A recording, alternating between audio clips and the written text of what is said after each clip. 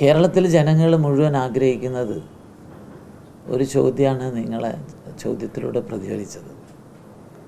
ഈ പിണറായിനെയും അദ്ദേഹത്തിൻ്റെ മകളും ഒക്കെ നടത്തിയിട്ടുള്ള ഈ കൊള്ള അവരെ പെട്ടെന്ന് പിടിച്ച് അകത്താക്കണമെന്നുള്ള വികാരമാണ് എല്ലാ മേഖലകളിലും ഞങ്ങൾക്ക് കാണാൻ സാധിക്കുന്നത്. പക്ഷെ കേന്ദ്ര അന്വേഷണ ഏജൻസി ഇന്ത്യൻ ഭരണഘടന രൂപപ്പെടുന്നതിൻ്റെ ഭാഗമായി അംബേദ്കറെ പോലുള്ള ആളുകൾ രൂപപ്പെടുത്തിയിട്ടുള്ള ദേശീയ അന്വേഷണ ഏജൻസിയാണ്. ആ അന്വേഷണ ഏജൻസി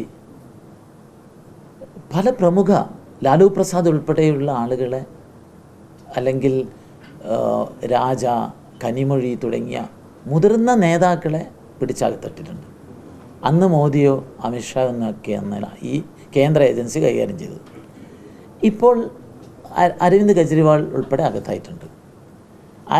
അരവിന്ദ് കെജ്രിവാൾ അകത്തായതോടുകൂടി കേരളത്തിൽ ഇപ്പോൾ ഒരാൾക്ക് ഉറക്കില്ല. പിണറായി വിജയന് അദ്ദേഹത്തിനാകെ ബേജാറാണ്.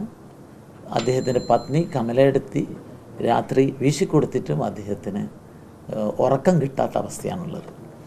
പക്ഷേ ഈ അന്വേഷണ ഏജൻസിയെക്കുറിച്ച് ഞാൻ പറഞ്ഞല്ലോ, ആ അന്വേഷണ ഏജൻസിയുടെ ഒരു ക്രൈറ്റീരിയ, കൃത്യമായ തെളിവ്, വളരെ പ്രൊഫഷണലായിട്ടുള്ള ഒരു അന്വേഷണ രീതിയാണ്.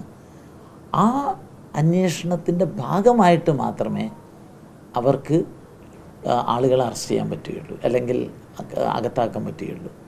ചിദംബരത്തിനെതിരെയുള്ള കേസ് 6-7 വർഷം അന്വേഷിക്കേണ്ടി വന്നു. അവസാനം അദ്ദേഹത്തിൻ്റെ ബംഗ്ലാവിൽ കയറി അദ്ദേഹം മതിൽ ചാടി രക്ഷപ്പെടാൻ പോകും, പിടിച്ചു. അദ്ദേഹം തിഹാർ ജയിലിൽ കിടന്നു. അദ്ദേഹത്തെ പോലും ഉണ്ട തിന്നിച്ച ഏജൻസിയാണിത്. ഉപ്പ് തിന്നവരൊക്കെ വെള്ളം കുടിക്കും.